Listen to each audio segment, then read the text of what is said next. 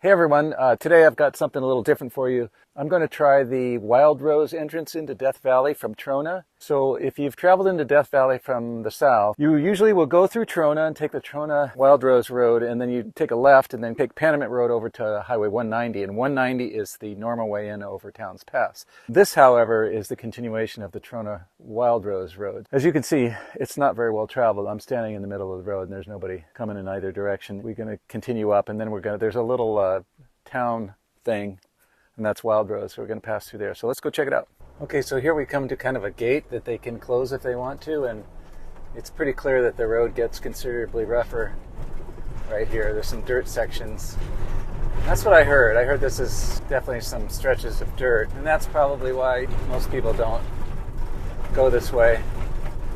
The sign says potential flash flood areas. It's pretty cool though, it's beautiful.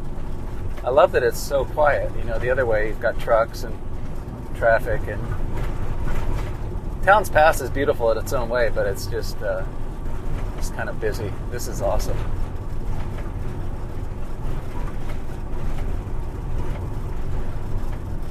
The condition of the road kind of deteriorates as we go up, as the canyon kind of narrows down. It's really pretty. I mean, I really like it. I suppose it's probably a bit slower than going the other way, so if you're pressed for time, then maybe you stick to the highway. But this is definitely more interesting and much quieter. I've seen,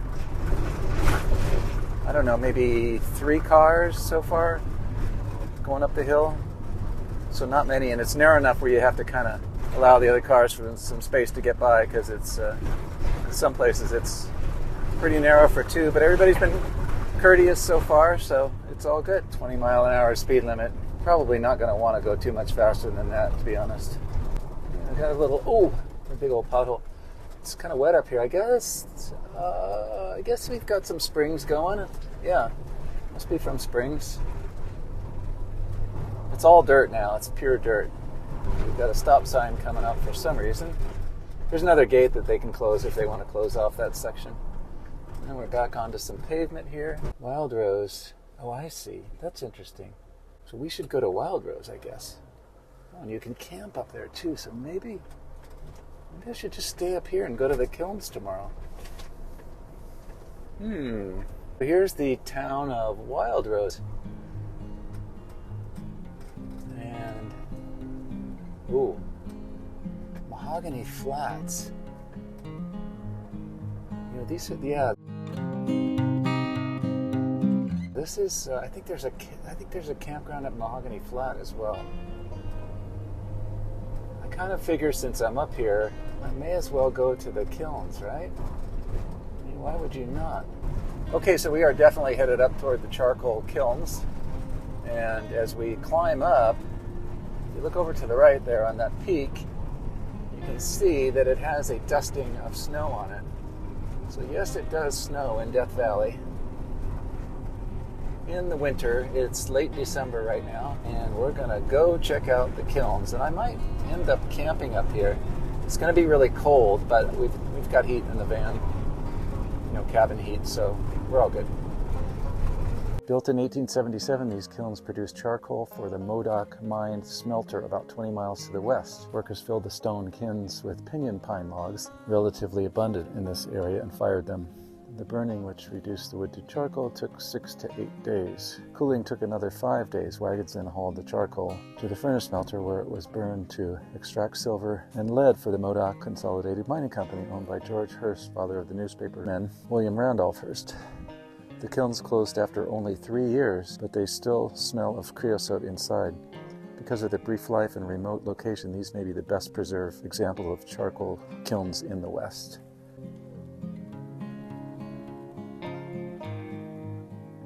Wow, they're really, really nicely constructed.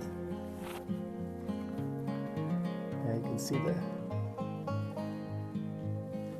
walls are still black. They say they still smell of creosote. I do get it. I do get the creosote. That's amazing. They smell like creosote. Close-up view of the construction.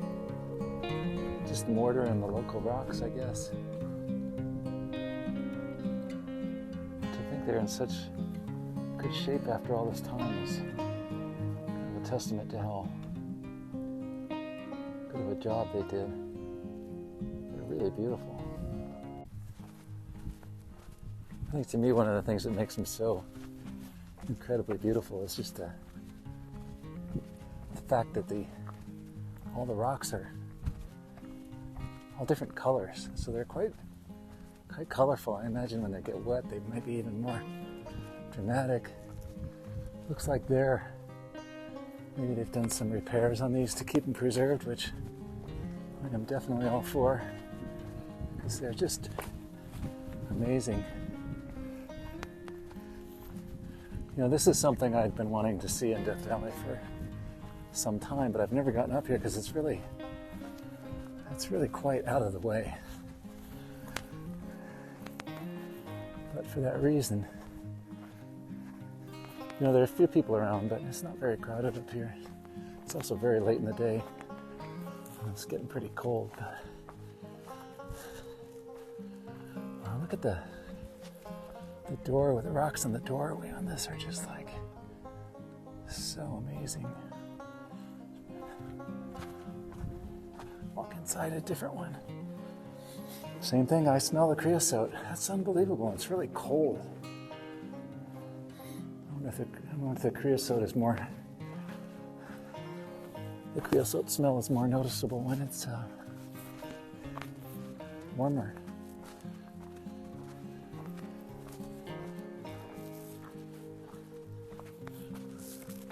That one's got a little bush or something going on at the top of it. Growing a little hair. As we look down the valley, then we can see the area from where we came, way down there. This is also the Wildrose Peak trailhead, so you can take a trail up and get some views of the Death Valley. I guess it's 4 miles one way, that's what it looks like. It's 9,000 feet, distance from the parking area 4.2 miles. Ooh, 2,200 feet. That's a pretty good climb. Safety information.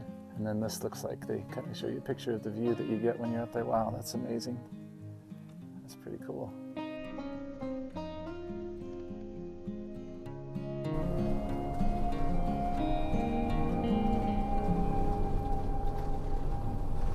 The late afternoon sun on the peaks up there.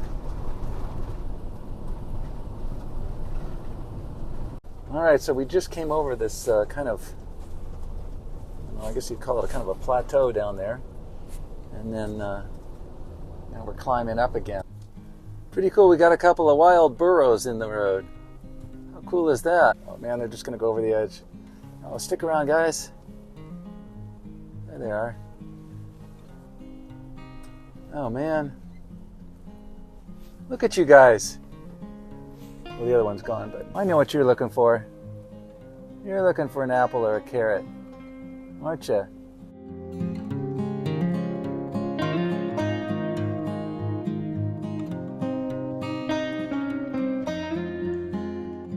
All right, as we come off the pass there, the Emigrant Pass, we have a nice long straight stretch of road. That's Death Valley on the horizon that way. Pretty much right at sunset right now, so getting some colors in the sky. This road goes dead straight for a couple miles. And here's a sign. Oh, this is a side road. I don't know what's out there. Oh darn, we could probably go out and camp there tonight.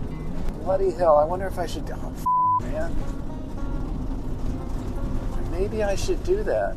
Maybe I should just go camp out there tonight. Heck, it's getting kind of late.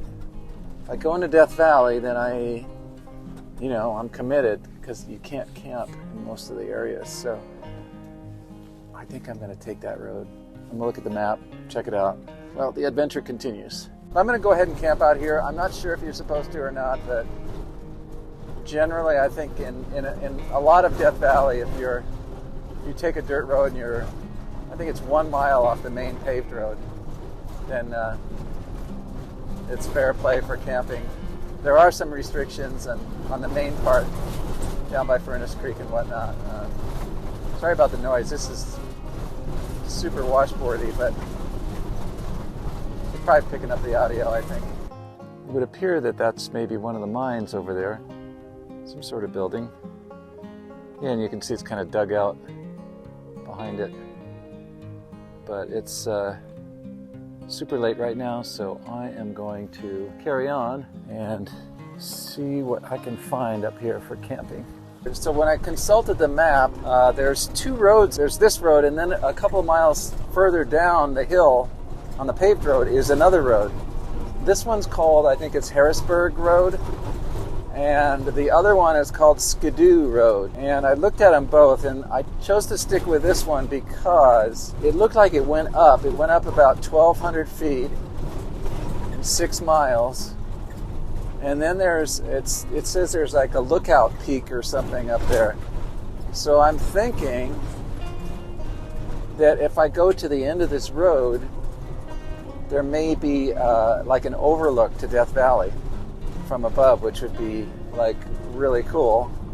And we're at it's at 6,200 feet, and of course the valley floor is below sea level, so we'd be looking 6,000 feet down. It's sort of like a Dante's Point, but from the opposite side of the valley. So yeah, I think I'm just going to drive to the end of this puppy and see how this pans out. So let's see what happens. Alrighty, as night falls, this is starting to get a lot more interesting. We are in kind of a narrow little canyon now. The road was pretty easily navigable, and now it's getting like, ooh, a little rough. It's kind of wet. I'm not anywhere near over the van's head yet, but there's no turning around in here either, so